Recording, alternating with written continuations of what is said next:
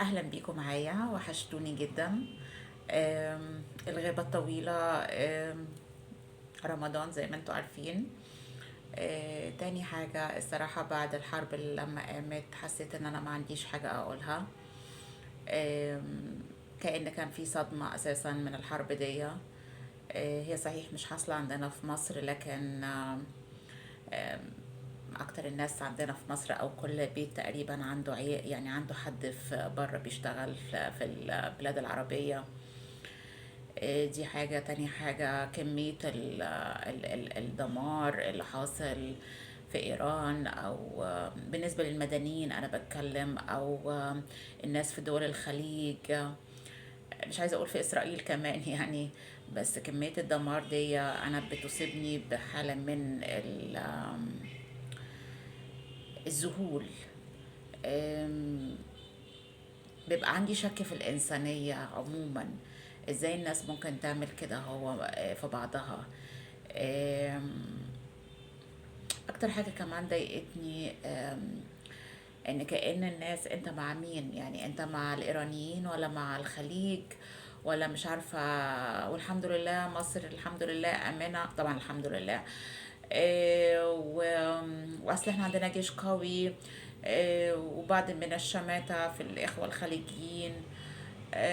والتانيين الخليجيين يقول لك اللي متغطي بمصر عريان، مش عارفة كان متغطيين امتى بينا يعني. مهم. آم، كمية الدمار دي أو كمية اللي هو أنت مع أنهي طرف. الحاجات دي كلها لما بتحصل أنا بيحصل لي نوع من أنواع التجمد. أول حاجة لأن الحدث لما حصل، يعني احنا بقالنا كتير ما حصلش أي حروب عندنا في المنطقة بتاعتنا. فكان كأن الموضوع قرب قوي مننا. وكان في نوع من انواع يعني عدم التصديق زي ما بيقولوا. دي حاجة. تاني حاجة، آم، العالم المجنون ده رايح لفين؟ يعني الناس مثلا اللي هي بتقولك ايران هتكسب. طب يا جماعة انتوا مش صعبان عليكم الناس اللي في الخليج، الناس العادية جدا؟ انا عارفة ان في زي مش عايزة اقول حقد، بس يعني في نوع من انواع يعني ان الناس اللي في الخليج مرتاحين ماديا وعندهم رفاهية، معظم الشعوب العربية بتحسدهم. فيمكن ده كان يعني من ضمن الأسباب اللي الناس كانت فيها في الجانب الإيراني. في ناس تانية تقول لك لا، ده الجانب الإيراني ضد أمريكا فهو بينصر الإسلام. معرفش أنهي إسلام اللي يضرب فيها ناس بريئة في الخليج. صدفة كان معاهم فلوس. لم يحسنوا التصرف في الفلوس. كل الحاجات دي كلها طبعا دي بتبقى عبارة عن زي كرمات أو زي حاجات أنت بتتحاسب عليها، فواتير أنت بتحاسب عليها. في ناس تقول لك احسن الامارات حصل لها كده. هو شوفوا هي عامله ايه في السودان واللي بيحصل في السودان، وكان الصومال برضو عايزه تتدخل فيها، واليمن طبعا. فالناس شمتانه في الامارات. انا افهم ان احنا نكون شمتانين في الحكام نفسهم، لكن ان انا اكون شمتانة في اهل البلد نفسها دي صراحة برضو انا يعني مش قادرة يعني اتخطاها. مش قادرة اتخطى الناس اللي بتتغنى بصمود الشعب الايراني. طب انت عارف الشعب الايراني ده يعني، ده احنا لما بيفرقع صاروخ كده بتاع العيد بنبقى فعلا الواحد بيتخض كده اهو. او لما يحصل زلزال مثلا، كل الحاجات دي كلها يعني. تخيلوا الناس هناك عايشة في هذا الرعب. ف يعني ازاي يعني ازاي تمجد حاجة انت نفسك ما تحطتش فيها؟ يعني انت نفسك ما تحطتش في موقف زي ده عشان تقول انا بحيي صمود الشعب الايراني. انت شرفك ان الشعب الايراني ده عنده اساسا رأي ان هو يقول يا جماعة اللي بيحصل ده يعني انا مش راضي عنه. هو واقع عليه مفعول به يعني. هما ناس يعني احنا كلنا كشعوب ضحايا. ضحايا للجنان بتاع السياسات اللي الحكام عاملينها، ضحايا للإيجو بتاع ترامب ونتنياهو،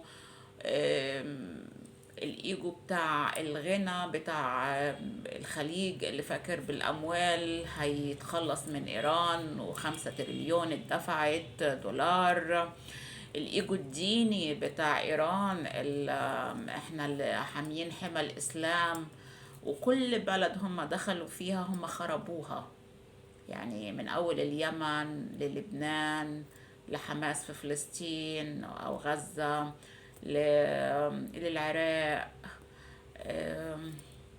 يعني هم تقريبا محتلين العراق الإيرانيين.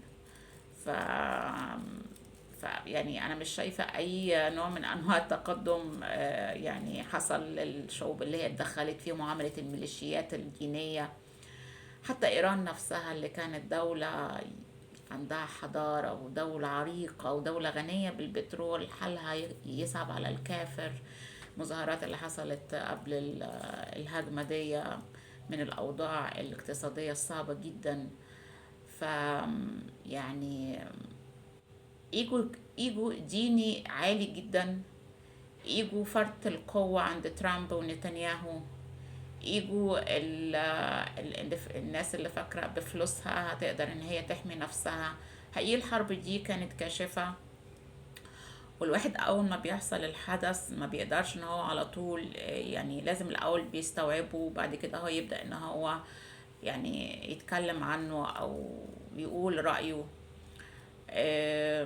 انا شايفة ان احنا بندفع تمن الايجو بتاعنا المتمثل في، لا اما انا مثلا فخورة بقوتي وشبابي، فخورة بعيلتي، فخورة بغناية، فخورة بان انا الست المتدينة، يعني كله يعني كل واحد فينا عنده فخر معين بيسقطه على اللي حواليه. والعالم ما هو إلا صورة مصغرة، أو السياسة ما هي إلا صورة مصغرة مننا إحنا نفسنا. كل واحد زي ما قلت أمريكا بالقوة والأسلحة. اللي غيظني أوروبا الصراحة اللي قاعدة بتتفرج، طبعا هي ملسوعة من أخ ترامب، بس أوروبا دي لما باجي أفكر فيها مثلا بحس إن هما دول ما عندهمش أي حاجة خالص يا جماعة، ما عندهمش غير برد، يعني ما عندهمش أي حاجة. ودماغ خاصة بريطانيا، ودماغ ازاي تعمل الدسائس ما بيننا وازاي تخرب الدنيا وعشان المكاسب بتاعتها. انا فرحانة كنت للاستفاقة بتاعت افريقيا من فرنسا اللي كانت محتلياهم اقتصاديا، بتاخد الموارد بتاعتهم وحتى يا ريتها بتديهم اي حاجة الفتات، وتعين ديكتاتور هناك يتحكم في الشعوب، او تعمل حرب اهلية قبائل مع بعضها وكل واحد قاعد عمال يدبح في التاني وبيدفعوا لهم سلاح. مأساة حقيقي. الحرب دي جايز لما حصلت فجرت كل الأوضاع اللي احنا يعني وصلنا فيها للماكسيمم بتاعها. يعني العالم صعب كان ان هو يمشي بالطريقة دي. يعني انتوا عارفين في رمضان بيجي رامز، ودايما رامز بيجيب الممثلين ويعمل فيهم الحركات اللي بيعملها، وايه مش عايزه اقول لكم ان هي من الاعلى المشاهدات، والناس اللي معاه بتبقى ايا ما كانت عارفه ولا مش عارفه، بس بيحصل فيه عمايل سودا، واحنا بنبقى قاعدين فرحانين قوي في اللي بيصوت واللي بيصرخ. وكأن القوى الظلامية اللي حاكمة العالم مستمتعة جدا بالإيجو بتاعنا اللي بينشئ حروب، مستمتعة بالخوف اللي عند الشعوب والذعر اللي عندها من صفارات الإنذار والصواريخ والقنابل. الواحد حقيقي مش مصدق إن الناس دي هي اللي بتحكم العالم.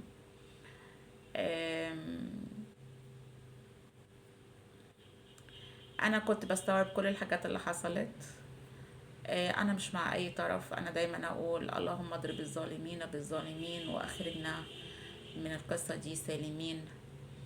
آم، في ايجو كتير جدا بيتحارب مع بعضيهم، وانا اتمنى ان الحرب تخلص في اقرب فرصة، وكل واحد يراجع نفسه ويراجع الايجو اللي عنده، آم، ويبدأ ان هو يتواضع.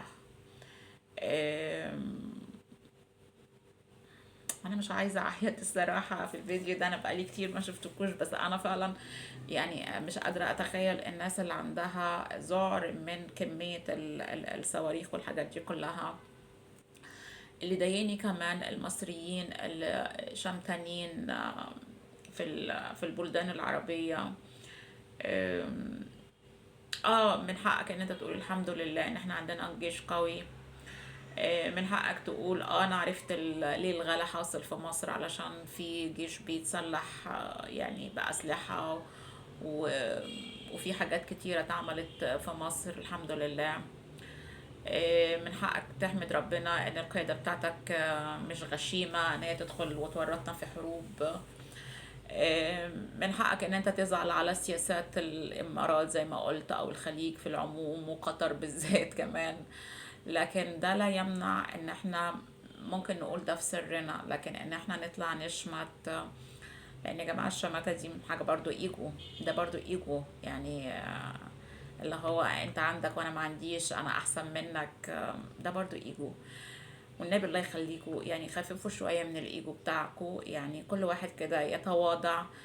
آم، انا يعني شايفة ان الحرب دي هي كان في حاجات متأججة، يعني صراعات كتيرة جوه الإنسان وفي المجتمع وحوالينا، وكأن الفرقعة دي بتفرقع الدم اللي كل واحد شايل جزء منه، فبيطلع بقى بالقيح بتاعه، بالريحة المعفنة، بكل القذورات اللي جوه أنفسنا، واللي هي يعني متمثلة في الإيجو بتاعنا زي ما قلت. آم، أنا فعلا في الفيديو ده يعني عايزة أطبطب على كل الناس اللي هي عندها حروب. لو قلت لكم، وانا عارفه ان انا ممكن اتشتم في القصه دي، لو قلت لكم ان انا صعبان عليا الناس في اسرائيل، لو قلت لكم ان انا صعبان عليا الناس في غزه، اللي ممكن يجي اي صاروخ ما عندهمش بقى الحاجات اللي بتحمي والحاجات دي كلها. احنا في رمضان وليه طقوس كده كانت جميله، بوظوها علينا بالحرب. لكن مش هنقول غير يعني ربنا يجعلها آخر الحروب. ربنا يهد القوى الظلامية اللي بتتغذى على الخوف بتاعنا. آم، في فيديوهات كتيرة طبعا بتطلع اللي هو نعمل ايه لو يعني احنا مكان الناس اللي يعني الناس اللي هي في الخليج تعمل ايه او كده. هو في ناس بقى كتيرة طالعة يعني تنظر حبايبي وهما مش عايشين هناك الصراحة. أنا الصراحة يعني ما أقدرش أقول الإنسان يعمل إيه في ظرف زي ده، لأن أنا الصراحة ما جربتش حاجة زي كده. هو ما أقدرش أقول غير إن ده بيبقى اختبار للإيمان بتاع الإنسان، إن هو يشوف مدى إيمانه. ولو إيمانك طلع مش قوي، فمجرد بس